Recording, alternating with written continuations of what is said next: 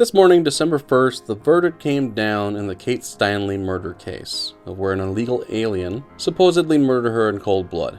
And the jury found the defendant not guilty, setting off a firestorm amongst people who clearly thought he was guilty, whether they knew any of the facts or not. Now granted, I was not a juror in this case. I do not know all the facts or the facts that came to light, but from what we do know, the gun was in his possession. He had been deported a number of times and illegally came back. From what we knew in the outside of the courtroom, this seemed pretty clear. In my opinion, he's guilty. But again, I was not in that room, so I don't know what came to light, and it was found to be accidental. Now, rather than mourn the passing of Kate Steinle and finding ways to make sure something like this never happens again, certain people went to Twitter to start a hashtag. Boycott San Francisco. Let's blame the city itself for being a sanctuary city, for allowing this to happen. Let's name the wall after Kate, because that's a fitting tribute. Something that would not have prevented her death, being that the guy flew into the country every single time. But a wall would have stopped this. But back to the point at hand. Starting a hashtag blaming the city Boycott San Francisco, because it was the city's fault that this happened. Just so we're clear, do you not understand the concept of a boycott?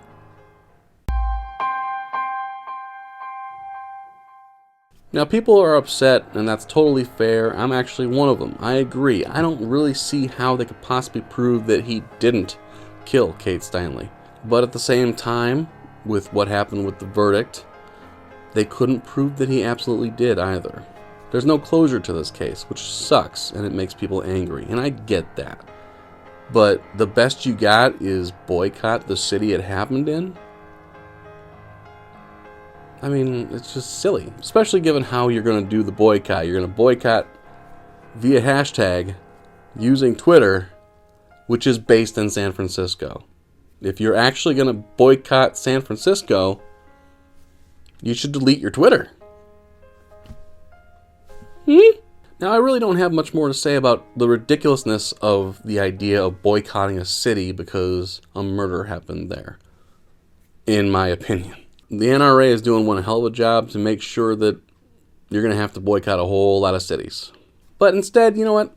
I thought maybe we'd take a quick look down memory lane to our past to see what kind of things conservatives would boycott if they could have back then.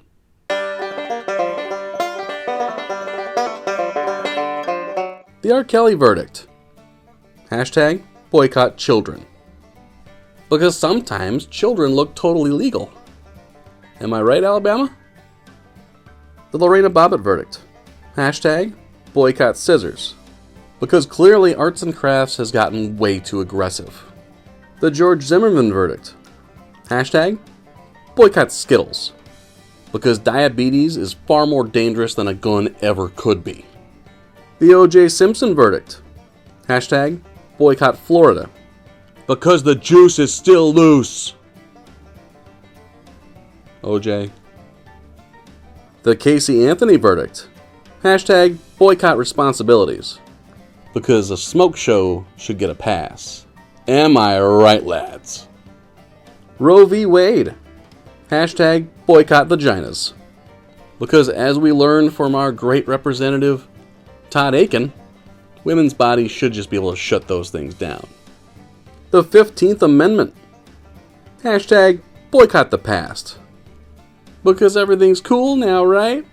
And the 19th Amendment. Hashtag boycott vibrators. Because as we all know, things were just better before women could vote, and they all just had clinical hysteria. Just so we're clear, boycotts are stupid.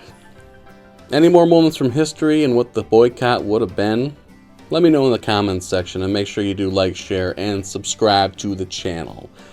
My name is J.K. Calloway, and that was Just So We're Clear.